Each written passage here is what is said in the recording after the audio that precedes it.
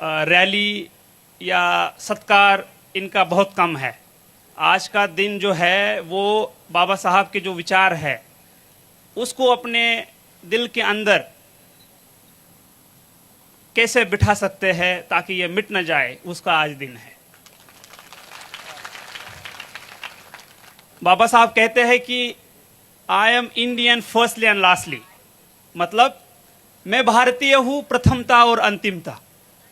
और जब मैं शुरुआत में, मुझे बाबा साहब पता नहीं थे, ना ही उनके बारे में पढ़ा था। जब मैं बीटेक में गया तब बाबा साहब के बारे में मैंने पढ़ा, मैंने सुना। तो एक कोट था जो मैं हमेशा मेरे डायरी में लिखा होता था, और वो कोट इस तरह से है, हालांकि वो अंग्रेजी में है, फिर भी मैं कोशिश करूंगा उसको हिंदी में साझा करने की, कि the ultimate aim of human existence is the cultivation of mind.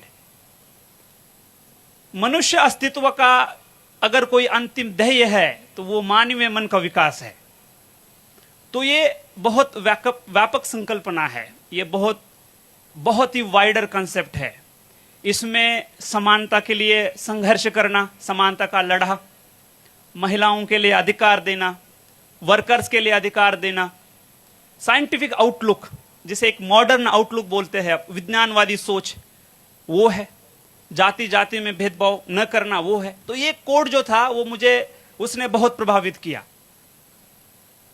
सभी को पता है कि अगर धरातल पे समानता के लिए सबसे बड़ा संघर्ष अगर पूरे दुनिया में किसी ने किया होगा तो वो बाबा साहब ने किया है। महिलाओं के लिए, महिलाओं की समानता के लिए, उनके रिस्पेक्ट के लिए, डिग्निटी के लिए, उनके राइट्स के लिए, उनके एम्पावरमेंट के लिए धरातल पे अभी तक सबसे बड़ा संघर्ष किसी ने किया होगा तो वो बाबा साहब ने किया है।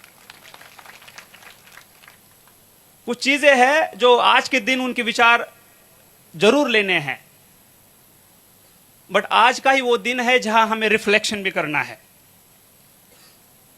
जो समाज बाबा साहब चाहते थे, जहां जाति जाति में भेदभाव ना हो, क्या उसको हम हासिल कर चुके हैं?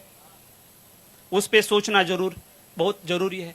बहुत सारे लोग यहां होंगे जिनको मैं कहूंगा जरूर संविधान पढ़िए, बट उनके पास ना उतना टाइम होगा। बट मैं जरूर कहूंगा कि अगर आपको किस परिस्थिति में संविधान बनाया गया, किस तरह से संविधान बनाया गया, किस तरह की चीजें संविधान में है जिससे ये समाज जो है, ये दुनिया की एक बहुत ही वाइब्रेंट डेमोक्रेसी है, उसको पढ़ना, उसको समझना बहुत जरूरी है।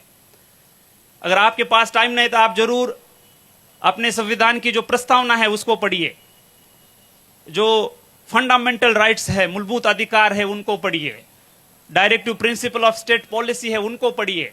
आपको समझ में आएगा कि कितने मूलभूत अधिकार इस संविधान में बाबा साहब ने दिए हैं। जैसे राइट टू इक्वालिटी, समानता का अधिकार, जिसमें आर्टिकल 15 कहता है कि prohibition of discrimination on the basis of religion, race, caste, sex, place of birth. मतलब आप किसी के साथ भी किसी चीज को लेकर भेदभाव नहीं कर सकते। राइट टू इक्वालिटी के बाद होता है right to freedom of speech and expression, assembly, association, movement, residence, profession. मतलब आपको अधिकार दिया है, आपको बोलने का अधिकार दिया है, बोलने की आजादी दी है, आपको ऑर्गेनाइजेशन, एसोसिएशन फ्रेम करने की आजादी दी है। ये बहुत ही मूलभूत और फंडामेंटल चीजें हैं जो समाज में अगर कोई कम्युनिटी है या कोई समाज में व्यक्ति है, उसकी जो राइट्स है, उसका जो एक डिग्निटी है, उसकी जो लाइफ है, उसके लिए बहुत जरूरी है। करेगा आर्टिकल 23 और आर्टिकल 24 जब पढ़ेंगे आपको तो समझ में आएगा। उसके बाद है right to freedom of religion, अपने अधिकार से वो अगर चाहे किसी रिलीजन को वो चूज कर सकता है। उसके बाद है cultural and educational right, minority जो है उनके लिए एजुकेशन के अधिकार किस तरह से है, जो कल्चरल लिंग्विस्टिक माइनॉरिटी है, भाषा वाली माइनॉरिटी है, उनको किस तरह से प्रोटेक्ट किया है। उसके बाद है article 32, right against constitutional remedies, right. तो ये जो बहुत मूलभूत और फंडामेंटल अधिकार है जो संविधान में दिए हैं, जो संविधान की अगर प्रस्तावना आप देखोगे तो उसमें कहा है कि we the people of India having सोlemnly resolved to constitute India into a sovereign, socialist, secular, democratic republic and to secure to all its citizens justice, social, economic, political, liberty of thought, expression, belief, faith and worship, equality of status and opportunity, and to promote among them all fraternity, assuring the dignity of the individual and unity and integrity of the nation in our Constituent Assembly this 26th day of November 1949 to hereby adopt and enact and to give ourselves this Constitution. तो ये विचार है, ये विचार लेना है, ये बहुत जरूरी है। संविधान की प्रस्तावना को समझना है, संविधान में जो मूलभूत अधिकार दिए हैं उनको समझना है, ये बहुत जरूरी है। आज के दिन बाबा साहब को अपने दिमाग में लेना है, दिल में लेना है।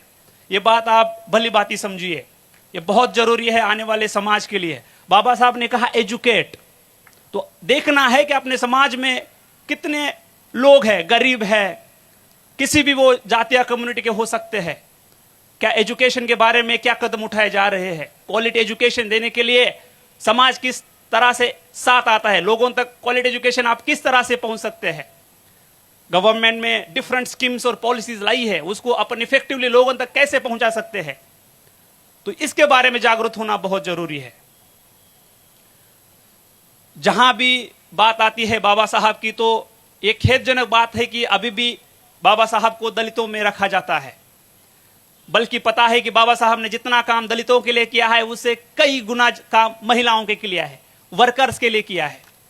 जो कोलंबिया यूनिवर्सिटी है वहां आप देखोगे तो कोलंबिया यूनिवर्सिटी में बाबा साहब का स्टैचू लगा है और वहां लिखा है द सिंबल ऑफ नॉलेज। बाबा साहब की जो एजुकेशन की डिग्रियां है, अगर आप पढ़ोगे तो आपका दिमाग पूरा चकरा जाएगा। कर रहे कि बच्चों को पढ़ाए। आज इस सांचौर में आप देखोगे तो आप हमारे सामने एक नशा का बहुत बड़ा चैलेंज है, बहुत ही बड़ा चैलेंज है, जिसको हम सबको मिलकर खत्म करना है। हमारे जो युवा है, इन युवाओं को बताना है आपको कि ये जो चीज है ये उनके लिए कितनी घातक है। वो अपने खुद का सेल्फ कंट्रोल लूज कर देते हैं,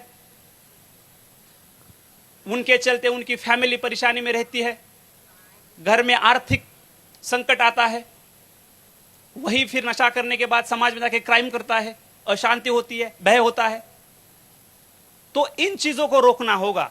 जो हमारे लोग इसमें ऑलरेडी है उनको उससे खींचना होगा। रिहैबिलिटेशन सेंटर जालोर में आया है, बहुत सारा काउंसलिंग अवेलेबल है, नए तरीके से एनजीओ काम कर रहे हैं, बस आपको उनके हेल्प मांगनी है। जो लोग इसमें जाने की संभावना है, जो 12th है, डिग्री है, उनको रोकना है, उनको पहले जागरूक करना है, उनको अवेयर करना है। उसके बाद जो लोग प्रत्यक्ष और अप्रत्यक्ष रूप से इसको बढ़ावा दे रहे हैं, नशीली पदार्थ की मुनवार कर रहे हैं, नशीली पदार्थ सप्लाई कर रहे हैं, एमडी, स्मैक, गांजा, अफीम, डोडा, इसको किसी भी हालत में बर्दाश्त नहीं करना है। अगर आपने आज ये ठान लिया, बाबा साहब के जयंती के अवसर पर आपने ये ठान लिया कि मैं इस नशा को खत्म करूंगा, आने वाले मेरे बच्चों का फ्यूचर सुरक्षित करने की जिम्मेदारी अपने हाथ में है, और ये जिम्मेदारी अगर आपने उठा ली तो आज ये जयंती सेलिब्रेट करने का पूरा मैं बोलूंगा कि सफल हो गया, सार्थक हो गया। यहां आके घोषणा देके या सत्कार करके वापस बिल्कुल नहीं जाना है। यहां आने के बाद बाबा साहब के विचार जो है वो दिल में लेना है, दिमाग में लेना है। हमारे सामने क्या चैलेंजेस है उसको देखना है, उसको सुनना है, समझना है, और फिर उस चैलेंजेस को हम कैसे पार कर सकते हैं। इसलिए गवर्नमेंट के साथ, समाज के लोगों के साथ, सिविल सोसाइटी के साथ मिलकर उसके खिलाफ लड़ा देना है। मैं जब तक यहां हूं तब तक पुलिस प्रशासन का पूरा सहयोग रहेगा। हर कोई चीज जो समाज में संकट पैदा कर रही है उसके खिलाफ लड़ने के लिए पुलिस यहां की सक्षम है। तो मैं आपका ज्यादा टाइम नहीं लेता हूं, बाकी मान्यवर है उनको भी आपसे बात करनी है। बट आज के दिन जो बाबा साहब की जयंती है, उस अवसर पे मैं आप सबको कहूंगा कि बाबा साहब सबके है, किसी पर्टिकुलर जाति के या पर्टिकुलर कम्युनिटी के नहीं है। बाबा साहब पूरे देश के हैं, पूरे समाज के हैं। देश का कोई ऐसा घटक नहीं है जिसके प्रोग्रेस। आज भी हम देख रहे हैं कि समाज में भेदभाव दिखता है, तो उसको हम कैसे खत्म करेंगे? तो बाबा साहब के विचार से हम उसको खत्म कर सकते हैं, संविधान से हम उसको खत्म कर सकते हैं। तो संविधान जो बाबा साहब ने हमें मूल्यवान जो दिया है उसको आप पढ़िए, उसको समझिए, उसकी वैल्यू से आपको पता चलेगा कितना बड़ा कंट्रीब्यूशन हम सब के लिए बाबा साहब ने दिया है। तो मैं अंतिमता यही कहूंगा कि यहां जितने लोग हैं जो आए हैं उनके लिए बहुत सारी ढेर शुभकामनाएं।